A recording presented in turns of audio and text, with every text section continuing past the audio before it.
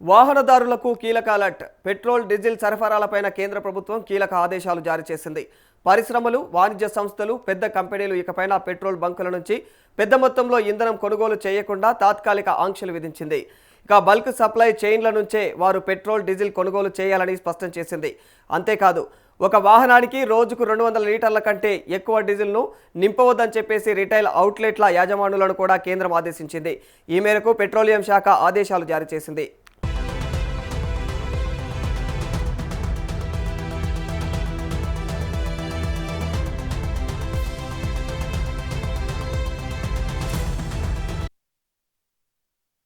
సాధారణంగా బల్క్ ఇంధన ధరలు రీటైల్ ధరల్లో చాలా వ్యత్యాసం ఉంటుంది. ఉదాహరణకు లీటర్ డీజిల్ ధర పెట్రోల్ బంకుల్లో ₹95.20గా ఉంటే అదే బల్కులో అయితే మరి ఈ ధర ₹134.50గా ఉంటుంది. రిటైల్ అవుట్లెట్లలో ధరలు తక్కువగా ఉండటంతో కొందరు బల్క్ వినియోగదారులు పెట్రోల్ బంకుల నుంచి ఇంధనాన్ని కొనుగోలు చేయడం ప్రారంభించారు. మరి దీంతో రీటైల్ బంకుల్లో ఇంధన అమ్మకాలు అయితే అసాధారణ స్థాయిలో అయితే పెరిగిపోయాయి. ఫలితంగా ఆయా ప్రాంతాల్లో రిటైల్ సరఫరాకు అంతరాయం ఏర్పడింది. మరి ఈ విషయాన్ని గుర్తించినటువంటి ప్రభుత్వం దీన్ని అరికట్టేందుకు పెట్రోల్ డీజిల్ విక్రయాలపైన మరి పరిమితులు, ఆంక్షలు విధించింది.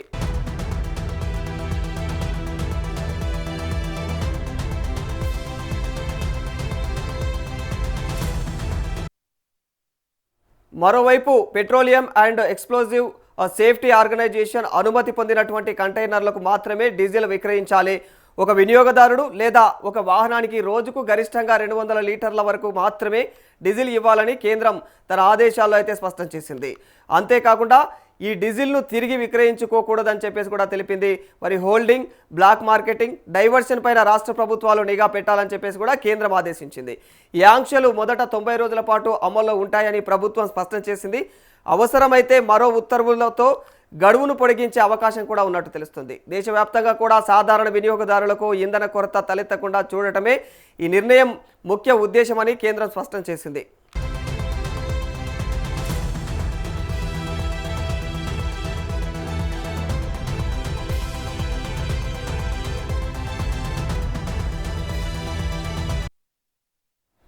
అలాగే petroleum and explosive safety organisation అనుమతి పొందినటువంటి కంటైనర్లకు మాత్రమే డీజిల్ విక్రయించాలని కేంద్ర పెట్రోలియం శాఖ అయితే మరి స్పష్టం చేసింది.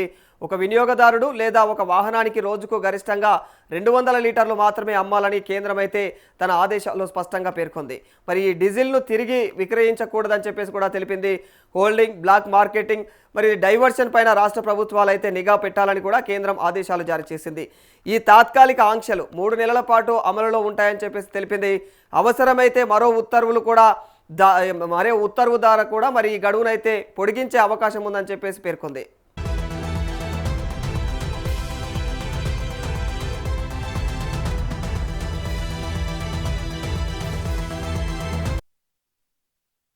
దేశంలో సాధారణ వాహనదారులకు ఇంధన కొరత తలెత్తకుండా చూడటమే ఈ నిర్ణయం ఉద్దేశమనైతే కేంద్రం స్పష్టం చేసింది.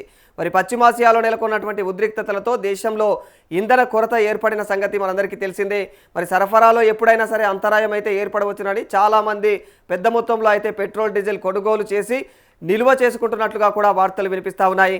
మరి ఈ క్రమంలో ఆంక్షలు విధించడం సాధారణ వాహనదారులకు ఊరటను కలిగించిందని చెప్పుకోవాలి.